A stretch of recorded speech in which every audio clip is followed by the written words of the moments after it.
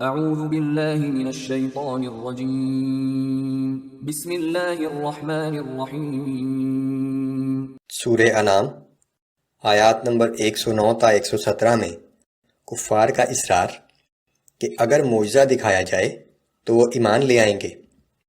اللہ کی طرف سے جواب کہ یہ لوگ معجزہ دیکھ کر بھی ایمان نہیں لائیں گے۔ رسول اللہ صلی اللہ علیہ وآلہ وسلم کو تلقین کہ ان کافروں کو بتا دو کہ میرے پاس اللہ کی کتاب آ چکی ہے، میں اسے چھوڑ کر کسی دوسرے کی پیروی نہیں کر سکتا۔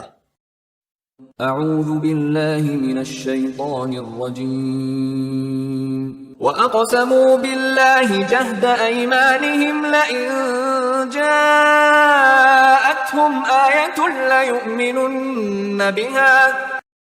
اور یہ لوگ اللہ کی بڑی سخت قسمیں کھا کر کہتے ہیں کہ اگر کوئی معجزہ ان کے سامنے آ جائے تو وہ ضرور اس پر ایمان لے آئیں گے۔ قل انما الآیات عند اللہ وما يشعركم انها اذا جاءت لا يؤمنون۔ آپ فرما دیجئے کہ معجزے تو اللہ ہی کے پاس ہیں، اور اے مسلمانوں تمہیں کیا خبر کہ اگر کوئی معجزہ آ بھی جائے تو یہ لوگ پھر بھی ایمان نہیں لائیں گے۔ وَنُقَلِّبُ أَفْئِدَتَهُمْ وَأَبْصَارَهُمْ كَمَا لَمْ يُؤْمِنُوا بِهِ أَوَّلَ مَرَّةٍ وَنَذَرُهُمْ فِي طُغْيَانِهِمْ يَعْمَهُونَ۔ اور ہم ان کے دلوں کو اور ان کی آنکھوں کو الٹ دیں گے، سو وہ پھر بھی ایمان نہیں لائیں گے جیسے وہ اس پر پہلی بار ایمان نہیں لائے، اور ہم انہیں ان کی سرکشی میں ہی بھٹکتا چھوڑ دیں گے۔ جیسے وہ پہلی دفعہ ایمان نہیں لائے تو وہ معجزہ دیکھ کر بھی ایمان نہیں لائیں گے۔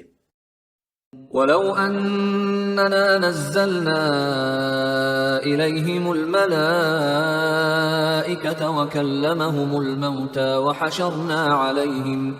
وَحَشَرْنَا عَلَيْهِمْ كُلَّ شَيْءٍ قُبُلًا مَا كَانُوا لِيُؤْمِنُوا۔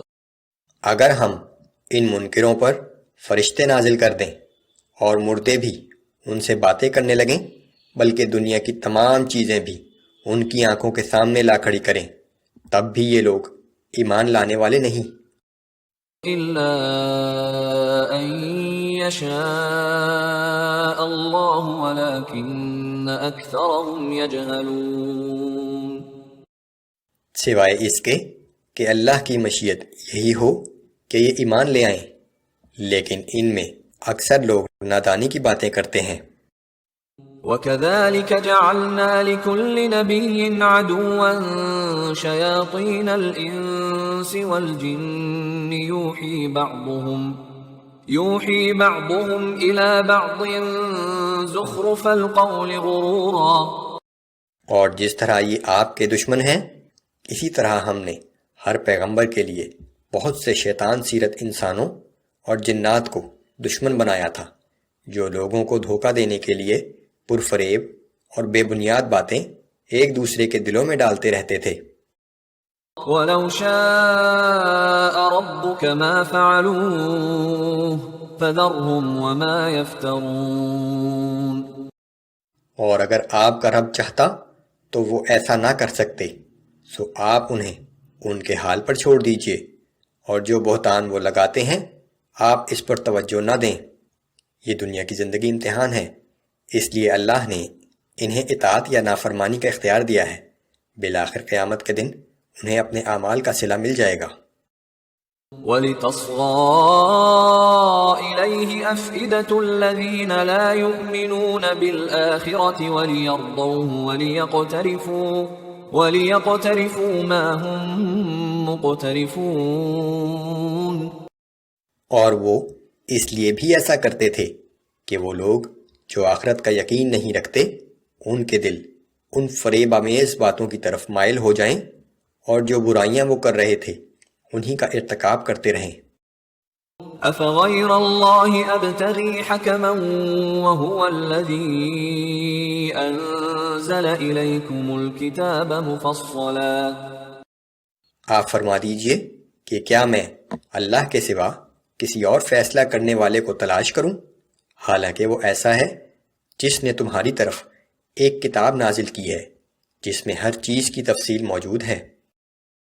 والذين آتيناهم الكتاب يعلمون أنه منزل من ربك بالحق فلا تكونن من الممترين۔